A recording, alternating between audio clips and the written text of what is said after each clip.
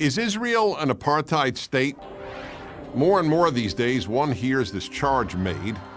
Oddly, when South Africa was an apartheid state, no one accused Israel of being one. The reason the charge was never made then, and shouldn't be made now, is the same. There's no truth to it. To those who know something about Israel or have just visited there once, the accusation is absurd, if not obscene. Indeed, it's a libel. But many people don't know very much about Israel, so let's respond to this accusation. First, what exactly is an apartheid state? And does Israel, or any one other country, fit that definition? Let's look at South Africa, the country that came up with this term. In South Africa from 1948 to 1994, there was an official policy that declared blacks second-class citizens in every aspect of life. Blacks couldn't vote, couldn't hold political office, were forced to reside in certain locations, couldn't marry whites, couldn't even use the same public restrooms as whites. Not one of those restrictions applies to the many Arabs living in Israel. 1.5 million Arabs live in Israel. They constitute about 20% of that country's population. Every single one of them has the same exact rights as all other Israeli citizens, and they always have. They can vote, and they do. They can serve in the Israeli parliament, and they do. They can own property, businesses, and work in professions alongside other Israelis, and they do.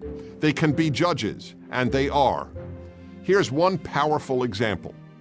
It was an Arab judge, who sentenced the former president of Israel to jail on a rape charge.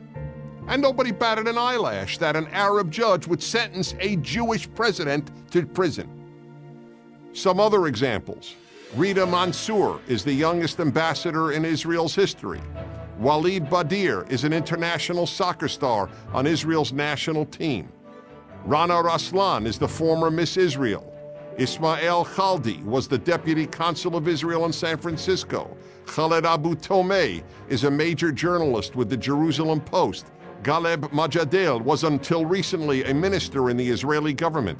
They are all Israeli Arabs, not one is a Jew. And how many people outside of Israel know that all the road signs in Israel, for example, are in English, Hebrew, and Arabic? Not only is Israel not an apartheid state, Arabs in Israel are freer than any Arabs in the Arab world. No Arab in any Arab country has the civil rights and personal liberty that Arabs in Israel have. That's because Israel is a pluralistic, liberal democracy, the only one in that part of the world. Now you might say, well, okay, Palestinians who live inside Israel have all these rights, but what about the Palestinians who live in what are commonly known as the occupied territories? Aren't they treated differently? Well, of course they are. Because they're not citizens of Israel. They are governed by either the Palestinian Authority or Hamas.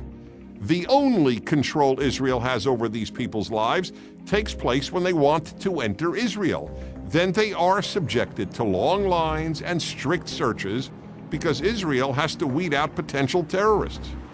And what about the security wall that divides Israel and the West Bank? Is that an example of apartheid? That's rather easy to respond to. Is the security fence being built between the United States and Mexico an example of apartheid? Of course not.